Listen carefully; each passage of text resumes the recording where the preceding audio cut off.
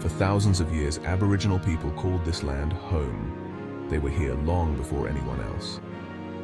Then, in 1770, Captain James Cook arrived. He claimed the east coast for the British Crown. This marked the start of British settlement. The British called this new land New South Wales. Many ships followed Cook's voyage.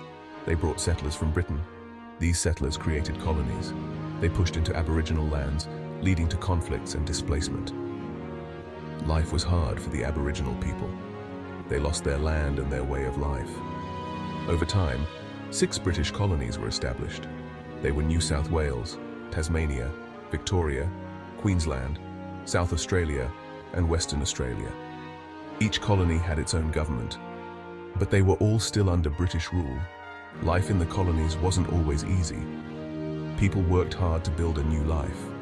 They farmed the land, mined for gold, and built towns and cities.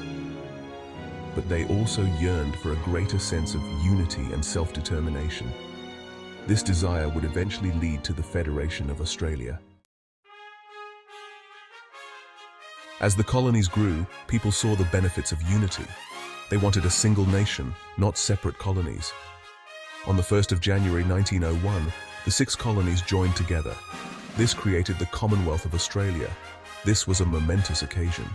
It marked the birth of a new nation. The new nation had its own parliament and prime minister, but it was still part of the British Empire. Australia was a dominion. This meant it was self-governing in domestic affairs. However, Britain still controlled foreign policy and defence. Federation brought many changes. It created a national identity. It fostered a sense of Australian pride. It also led to the development of national policies on issues like immigration and defence. However, the journey towards full independence was far from over. Australia fought bravely alongside Britain in World War I. This sacrifice strengthened calls for greater independence. In 1931, the British Parliament passed the Statute of Westminster. This act gave dominions like Australia greater autonomy. It recognised them as equal partners in the British Commonwealth. Australia was slow to adopt the Statute of Westminster. It wasn't until 1942 that it finally did so. This delay was partly due to concerns about losing ties with Britain. Some people feared that independence would leave Australia vulnerable. The Statute of Westminster Adoption Act, 1942, was a significant step towards independence. It showed that Australia was ready to take control of its own destiny. However, some legal ties to Britain remained. The Australia Act of 1986. Over time, the remaining legal ties with Britain became outdated. They no longer reflected Australia's status as an independent nation. In 1986, the Australian and British parliaments passed the Australia Act. This act severed the final legal ties between Australia and Britain.